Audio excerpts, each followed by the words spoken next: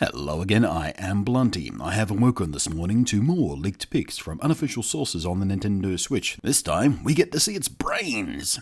Precisely as I predicted, in fact, although admittedly it was hardly an insight of Sherlockian scale. But we now do have what seem to be teardown pictures of the Nintendo Switch. It's still unclear if this is from a retail unit or from a dev kit, with the casings of the Joy-Cons not shown, and they being the easiest way to visually differentiate those things. But for the most part we do see a few details that should be identical between the units anyway, like the cooling fan hub. As you'd expect, it's the same style of fan and shroud you'd find in other slimline devices, like laptops. Which does mean it could be vulnerable to some high-pinch whine if it ever needs to spin up to full speed, because these fans can, and are, noisy at full speed.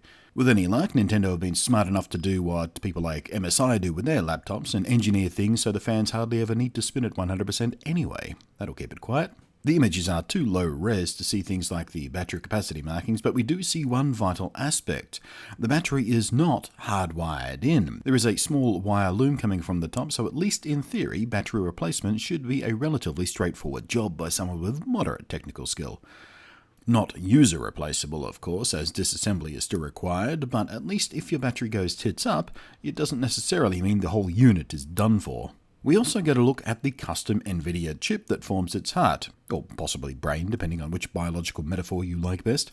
Being a custom die, of course, there's not much at all useful we can glean from its size or markings. We'll have to wait for a much more sophisticated teardown and componentry examination for the hopes of that kind of detail.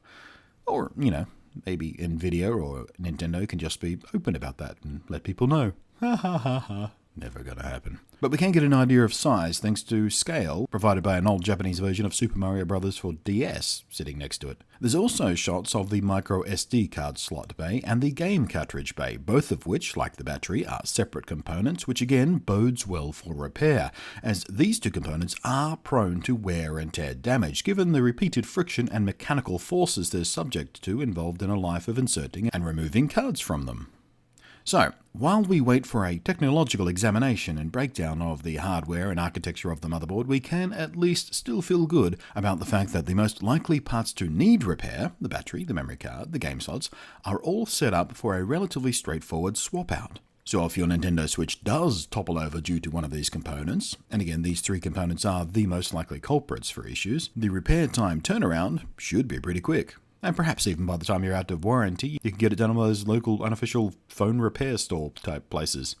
Or if you're moderately technically competent, you could do it yourself, I imagine. As long as you could source the parts.